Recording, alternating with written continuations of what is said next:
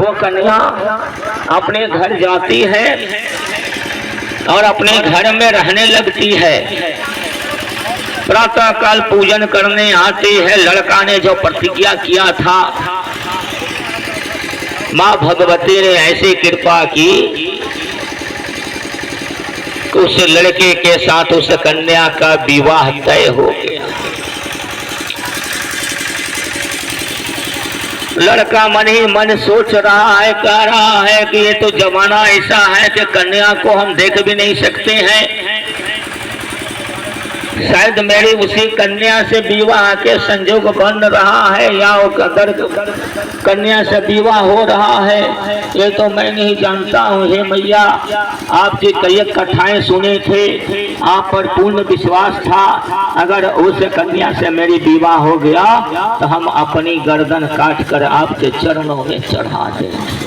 ऐसा मनन करते हुए बड़ा दुखी हो गया।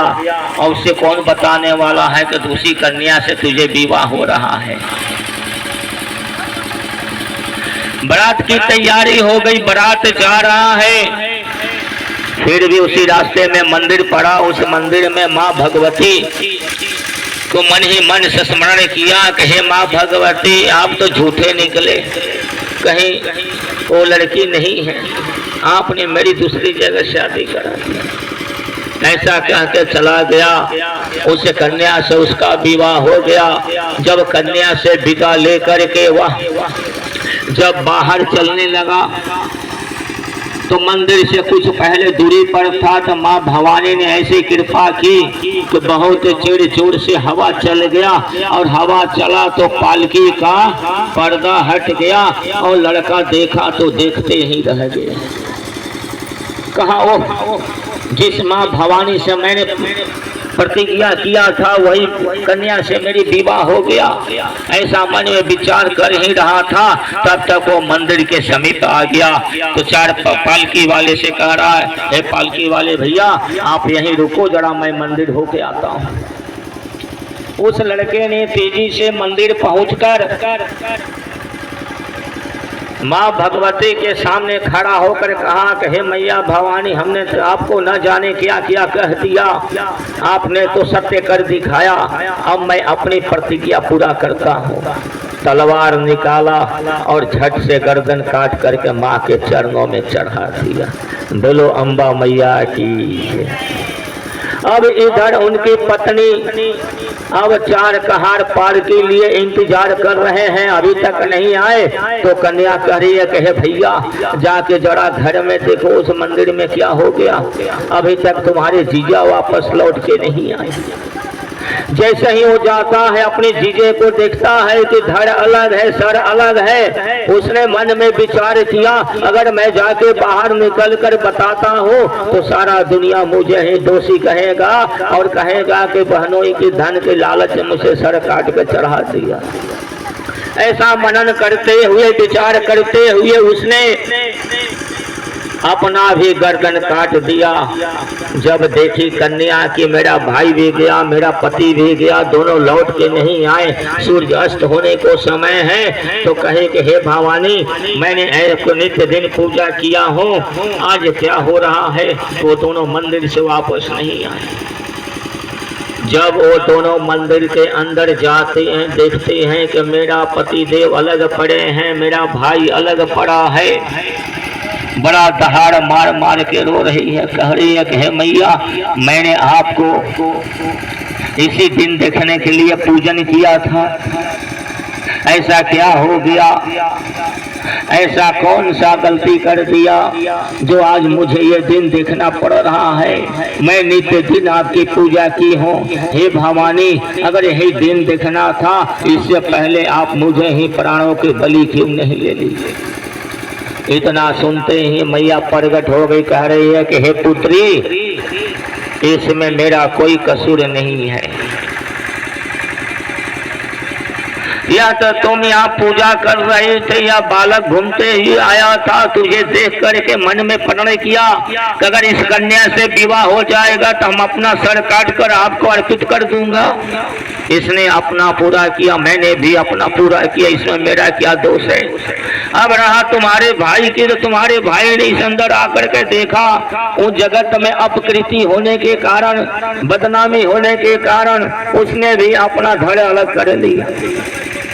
हे पुत्री, तुम्हारी पूजा में कोई कमी नहीं रही, इसलिए मैं तेरे सामने आई।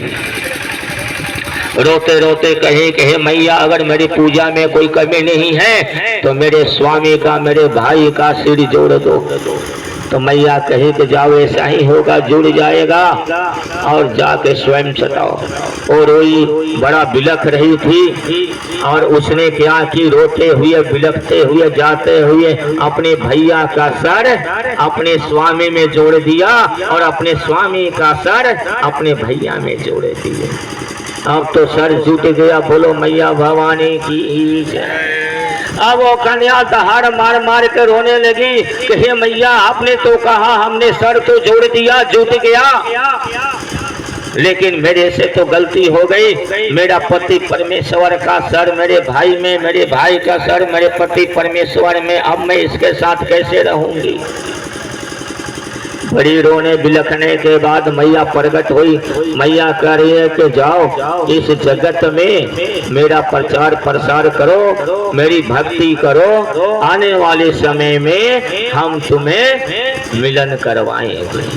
ऐसा आशीर्वाद प्राप्त करके अपना नगर छोड़ करके किसी नगर में रहने लगे, और माँ भगवती का प्रचार प्रसार करने लगे। एक दिन उन दोनों को मृत्यु होता है और परम धाम को चले जाते हैं। वही दोनों एक दिन माँ भगवती के कृपा से मोर मोरनी के रूप में जन्म लेते हैं, और उन दोनों को मिलन होता है।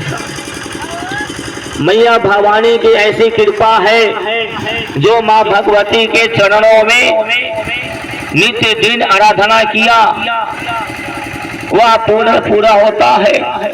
इसलिए कभी भी कहीं भी रहें तो माँ भगवती का एक बार स्मरण जरूर करें। और माँ भगवती कौन है, तो मैं आपको बता दूं, घर की हर एक बेटी है। मैया भवानी को मैं परिचय दे रहा हूँ। हर घर की एक बेटी है। अब वह बेटी है 5 साल से लेकर के 12 साल तक।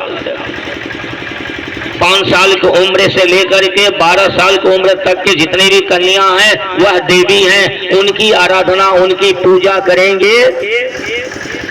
देवी स्वरूप मान करके घर में एक एक चमत्कार होगा आप सबका। ऐसे ऐसे चमत्कार होगा कभी आपने सोचा नहीं होगा। जैसे मोर मोरनी का जन्म हुआ और उन्हें जीवन हमें प्रदान हुआ। माँ भगवती ने कहा कि जब तक आप लोग इस मृत लोक में रहेंगे तब तक ये गाथा चलती रहेगी। जिस तरह से उस कन्या ने माँ भगवती को सेवा किया, उसी प्रकार से आप सभी भी निर्जला एकादशी करते हुए, गांव घर में मंदिर है, सूर्य नारायण देव का भी एक नया मंदिर बना है, कभी समय मिले तो जा करके मंदिर की सेवा करें। बोलो माँ भगवती की जय, नव दुर्गा देवी की जय। आगे की कथा हम शिव चर्चा